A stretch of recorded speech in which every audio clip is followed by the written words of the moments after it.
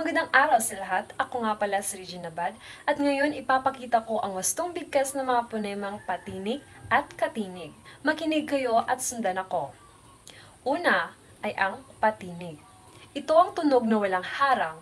Babanggitin ko ang bawat isa, magbibigay ng halimbawa at uulitin ko ito ng 3 beses. Una ay ang letrang A. Ang tunog nito ay A. Tulad ng ama.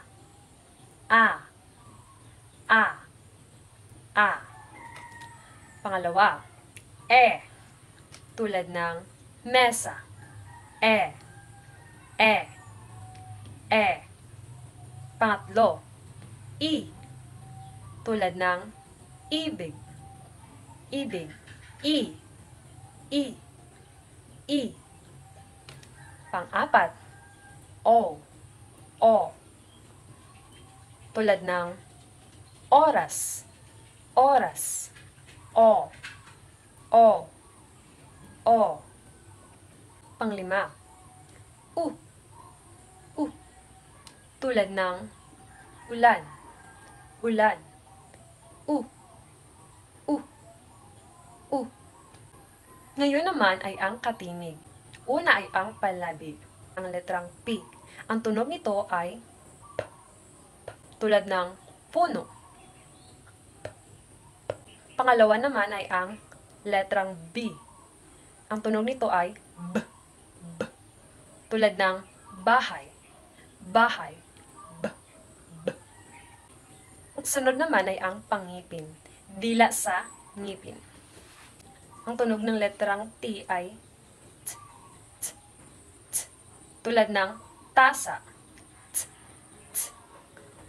Pangalawa naman ay ang letrang D. Tulad ng daan. D. D. D. Kasunod naman ay ang velar. Likod ng dila sa ngalangala. Ang letrang K ay K. K. Tulad ng kape. K. K. K. Pangalawa naman ay ang gatas. O sa letrang G. G. G. Gatas. G. G. Kasunod naman ay ang pailong o nasal. Sa letrang M, ang tunog nito ay tulad ng mata. Sunod naman ay letrang N. Tulad ng nasa. Kasunod naman ay NG. Tulad ng ngipin. Kasunod naman ay ang pasutsot. Sa letrang S, tulad ng saging. S. S. S. Kasunod naman ay letrang H. Ang tunog nito ay tulad ng halo.